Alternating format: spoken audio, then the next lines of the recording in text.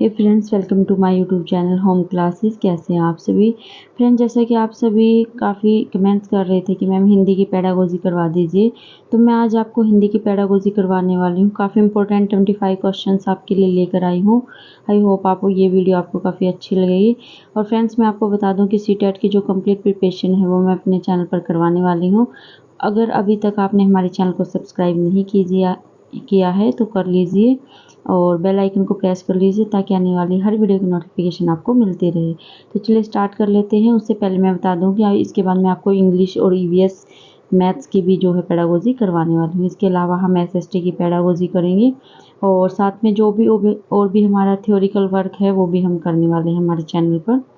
तो चलिए स्टार्ट कर लेते हैं। पहला क्वेश्चन है, पहली दूसरी कक्षा में अनेक बच्चे हिंदी भाषा सीखते समय अपनी मातृभाषा का प्रयोग करते हैं। यह है, देखिए इसमें एक चीज़ आपको समझनी पड़ेगी कि सीटेट में क्वेश्चन जो हैं एचटेट वगैरह से अलग पूछे जाते हैं। इसमें कंडीशनल क्वेश्चन पूछे जाते हैं कि इस सिचुएशन में आप क्या करेंगे। तो आपको बताना है कि आप पहली या दूसरी कक्षा में बच्चों को पढ़ा रहे हैं और आपकी कक्षा में हिंदी सीखने के टाइम पर जो बच्चे हैं अपनी जो उनकी मदर टंग है उसका यूज़ कर रहे हैं। तो ये क्या है, क्या आप इसे एक्सेप्ट करेंगे? स्वीकार्य है, अस्वीकार्य है, वैध नहीं है, बहुत गलत है। तो देखिए इसके पीछे कंसेप्ट को समझिए। ये जो है एक्सेप्टेबल है, स्वीकार्य है, क्योंकि एनईपी 2020 और उससे पहले जो एनईपी आई थी 1986 में और एनसीएफ 2005, ये सभी कहते हैं कि कक्षा में जो है बहुभाषावाद होना चाहिए और प्राथमिक स्तर पर 5वीं क्लास तक बच्चों को अपनी मातृभाषा का प्रयोग करने की छूट देनी चाहिए। तो इसलिए ऑप्शन जो है इसका करेक्ट आंसर रहेगा। सेकंड क्वेश्चन देखिए, ये क्वेश्चन जो है काफ़ी इंपॉर्टेंट है। इस टाइप के क्वेश्चन हर बार सीटेट में पूछे जाते हैं। रूपा चौथी कक्षा को पढ़ाती है। रूपा एक टीचर है, वो चौथी कक्षा को पढ़ाती है, पढ़ती नहीं है, ये गलत टाइप हो गया है। उन्होंने गुजराती लोक कक्षा मुफ्त पढ़ाने के बाद बच्चों से पूछा कि उनकी भाषा में आदर के लिए किन शब्दों का प्रयोग किया जाता है। जैसे गुजराती भाषा में भाई बहन का प्रयोग किया जाता है।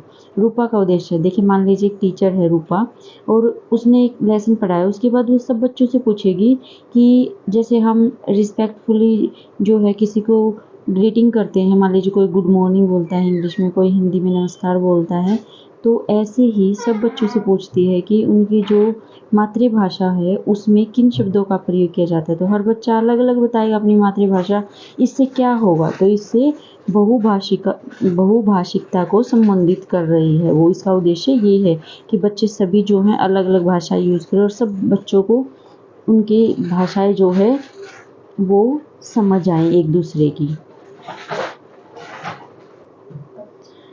इसके बाद थर्ड क्वेश्चन है, प्राथमिक स्तर पर भाषा शिक्षण के संदर्भ में कौन सा कथन सर्वाधिक उचित है? कि प्राइमरी लेवल पर जब भाषा सिखाई जाती है तो उसके लिए सही कथन कौन सा है? बच्चों को क्रम से भाषा सिखाई जानी चाहिए, बच्चों को केवल भाषा की पाठ्य पुस्तक सिखानी चाहिए। देखिए जहाँ पर केवल वर्ड यूज़ आएगा इसका मतलब वो नेगेटिव स्टेटमेंट है 99%। तो आप इस चीज़ का ध्यान रखिए। इसके बाद है, सभी बच्चों की प्रगति समान रूप से होनी चाहिए या बच्चों को विभिन्न प्रकार का बाल साहित्य पढ़ने के अवसर देना चाहिए। तो देखिए जहाँ पे भी भाषा शिक्षण की बात होगी वहाँ पर प्रैक्टिकल जहाँ भी करके दिखाया जाएगा वो सबसे बच्चे के लिए जो है ज़्यादा बेनिफिशियल रहेगा। तो इसलिए इसका जो डी ऑप्शन है वो करेक्ट है। फ्रेंड देखिए सिर्फ आपको जो है इसके ऑप्शन से ये नहीं देखना कि इसका डी ऑप्शन है, सी ऑप्शन है। इसके पीछे के कंसेप्ट को आपको समझना है ताकि आप जो है इसको अप्लाई कर सकें अपने एग्जाम हॉल में। इसके बाद नेक्स्ट क्वेश्चन है, बच्चों के भाषा विकास के लिए ज़रूरी है बच्चों को। तो अगर बच्चों का भाषा विकास करना ज़रूर है तो उसके लिए क्या सबसे ज़रूरी चीज़ है? तो इसके लिए जो करेक्ट आंसर रहेगा वो आपका रहेगा बी ऑप्शन, भाषा प्रयोग के अवसर देना। मैंने अभी भी आपको बताया था कि ज़्यादा से ज़्यादा बच्चों को जो है प्रैक्टिकल यूज़ करने पर हमें फोकस करना है, ना कि रटने पर। फिफ्थ क्वेश्चन है, माया अक्सर शब्दों को लिखते समय अक्षरों को छोटा बड़ा लिखती है। देखिए ये जो हमारी डिसेबिलिटी हैं जैसे डिसग्राफिया है, डिसकैल्कुलिया है, डिस्फेंजिया है, इनसे रिलेटेड जो है सीटेट में क्वेश्चन हर बार हमें देखने को मिलता है। तो इसमें स्टार्टिंग के ही शब्दों को आप पकड़िए कि माया अक्सर शब्दों को लिखते समय, लिखने से संबंधित जो है उसमें डिसेबिलिटी है। तो वो कौन सी डिसेबिलिटी है? तो ये है डिसग्राफिया। एक और बता दूं मैं आपको, डिसकैल्कुलिया है जो है वो मैथ से रिलेटेड है। इसके बाद नेक्स्ट क्वेश्चन है, बच्चों की लेखन क्षमता का आकलन करने की दृष्टि से कौन सा प्रश्न सबसे बेहतर है? लेखन क्षमता का जो है आपको असेसमेंट करना है, तो सबसे जो बेहतर है वो कौन सा है? तो देखिए, जहाँ पे हम बच्चों को फ्री छोड़ेंगे कि बच्चे जो है खुद से कुछ क्रिएट करके लिखे, क्रिएटिविटी को पे काफ़ी फोकस किया गया है एनसीएफ 2005 में। तो यहाँ देखिए, बहादुर भी तो कहानी का अंत बदल कर लिखे, तो वो कहानी का जब अंत बदल कर लिखेगी तो खुद से अपने शब्दों को जो है रिक्रिएट करके लिखेगी, खुद से अपने शब्द बनाएगी। तो ये जो है सबसे अच्छा उसकी लेखन क्षमता का जो है असेसमेंट करेगा। तो बी ऑप्शन इसका करेक्ट रहेगा। इसके बाद है पोर्टफोलियो डैश में मदद करता है। देखिए, अगर आपको क्वेश्चन सही से नहीं दिख रहे हैं तो आप इसको जो है फुल स्क्रीन कर लीजिए ताकि आपको क्वेश्चन जो है अच्छे से दिखाई दे। पोर्टफोलियो किस में मदद करता है? तो पोर्टफोलियो जो है आपकी क्रमिक प्रगति का आकलन करता है। इट मीन्स कि जो आपकी डे बाय डे प्रोग्रेस हो रही है बच्चे की, उसका आकलन करने के लिए हम जो है पोर्टफोलियो का यूज़ करते हैं। इसके बाद नेक्स्ट क्वेश्चन है, भाषा का मनुष्य की डैश और मनुष्य के डैश के साथ गहरा संबंध होता है। तो देखिए, भाषा का मनुष्य की अस्मिता और विचारों के साथ जो है गहरा संबंध होता है। अस्मिता होती है आत्मा, तो जैसे उसके अंतरात्मा में जो चीज़ें आएंगी, जो विचार आएंगे, वो उनको फिर प्रकट करेगा। तो इन दोनों का जो आपस में गहरा संबंध है। इसके बाद नेक्स्ट क्वेश्चन है, फ्रेंड्स अगर आपको वीडियो अच्छी लग रही है तो प्लीज़ इसे लाइक करें व ज़्यादा से ज़्यादा शेयर करें। ज़्यादातर बच्चे स्कूल की शिक्षा की शुरुआत से पहले ही भाषा की डैश और डैश को आत्मसात कर पूर्ण भाषिक क्षमता सीखते हैं। तो देखिए, स्कूल आने से पहले बच्चे जो है अपनी मदर टंग को सीख लेते हैं। तो इसका जो करेक्ट आंसर रहेगा, जटिलता और नियमों, उनको समझ आ जाता है कि कहाँ पे उनको जो है फीमेल के लिए कर रही है यूज़ करना है और मेल के लिए कर रहा है यूज़ करना है। तो उनकी जटिलताओं को और नियमों को समझ जाते हैं कि कौन सा नियम जो है भाषा का कहाँ लागू होगा। इसके बाद नेक्स्ट क्वेश्चन है, प्राथमिक स्तर पर पढ़ाने वाली सुनीता अपनी कक्षा के बच्चों को प्रतिदिन एक कहानी पढ़कर सुनाती है। तो सुनीता एक टीचर है जो कि अपने बच्चों को डेली कहानी सुनाती है, वह इस पर चर्चा करती है। आप इस कक्षा के बारे में क्या कहेंगे? तो देखिए, जहाँ पर भी चर्चा शब्द आ जाए वो जो है काफ़ी पॉजिटिव रहता है बच्चों के लिए, और छोटे बच्चों को मेनली जो है कहानी से ही सिखाना चाहिए। तो इससे देखिए, एक तो उसने कहानी पढ़ी है तो पढ़कर कहा है, तो पढ़ने का जो है उसका कौशल जो है वो इम्प्रूव होगा, और साथ में चर्चा कर रहे हैं तो मौखिक अभिव्यक्ति का भी विकास होगा। तो इसका जो सी ऑप्शन है वो करेक्ट रहेगा। इसके बाद नेक्स्ट क्वेश्चन है, गद्य शिक्षण में अपेक्षित नहीं है। देखिए, दो तरह का होता है, एक हमारे गद्य होते हैं, एक हमारे पद होते हैं। गद्य जो है हमारे लेसन्स होते हैं और जो पद होते हैं वो हमारी पोएम्स होती हैं। तो आपको बताना है कि जो गद्य है, इट मीन्स जो हमारी पोएम्स हैं, उसमें क्या अपेक्षा हमें नहीं करनी चाहिए। तो इसका जो करेक्ट आंसर है, अनुकरण का विकास जो इसका करेक्ट आंसर रहेगा, क्योंकि पाठों को पढ़ाते समय हमें अनुकरण नहीं करवाना बच्चों से, उनको समझाना है। और जब भी पद की बात आएगी, पोएम की बात आएगी, वो बच्चे जो है अनुकरण से सीखते हैं। इसके बाद नेक्स्ट क्वेश्चन है, क्वेश्चन नंबर 12, हिंदी भाषा की पाठ्य पुस्तकों में हिंदीतर भाषाओं की रचना को भी स्थान मिलना चाहिए, ताकि तो जो हिंदीतर की भी रचनाएं हैं उनको क्यों हमें जो है स्थान देना चाहिए हिंदी की पाठ्य पुस्तकों में? तो इसका जो करेक्ट ऑप्शन रहेगा वो बी रहेगा। बच्चे हिंदीतर रचनाओं की भाषिक विशेषताओं से परिचित हो सकेंगे, ताकि वो उन भाषाओं की भी विशेषताओं को समझ सकें।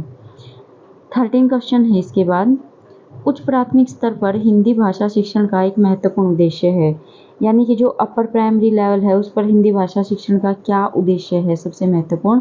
तो देखिए, इसमें हिंदी भाषा की जो नियमन प्रकृति है, नियमन प्रकृति का मतलब है कि व्याकरण को सीखना, हम अपर प्राइमरी लेवल पर व्याकरण को सीखना जो है स्टार्ट कर देते हैं। तो ये ऑप्शन जो है इसका करेक्ट आंसर रहेगा। इसके बाद है क्वेश्चन नंबर 14, भाषण, परिचर्चा, संवाद बच्चों की डैश क्षमता का विकास करने में सहायक है। तो देखिए, भाषण जो है वो भी हमारा वर्बल होता है, परिचर्चा भी और संवाद भी। तो ये कौन सी मौखिक अभिव्यक्ति को जो है विकास करेंगे? इसका करेक्ट आंसर जो है बी ऑप्शन रहेगा। क्वेश्चन नंबर 15 है इसके बाद, गद्य रचना को पद में रूपांतरित करना, इसका मतलब जो है लेसन है उसको आपको पोएम में कन्वर्ट करना है और पद को गद्य में रूपांतरित करना। इसका मतलब जो है पोयम है उसको आपको लेसन में चेंज करना है, कन्वर्ट करना है। डैश में मदद करता है, तो ये बच्चों की किस चीज़ में हेल्प करता है? तो ये बच्चों की भाषाई संरचनाओं के अधिकार में मदद करता है। मान लीजिए कोई बच्चा जो है वो पार्ट को पोयम में कन्वर्ट कर देता है इजीली और पोयम को पार्ट में कन्वर्ट कर देता है, तो इससे उसकी भाषा संरचना पर जो है काफ़ी अच्छी पकड़ हो जाती है।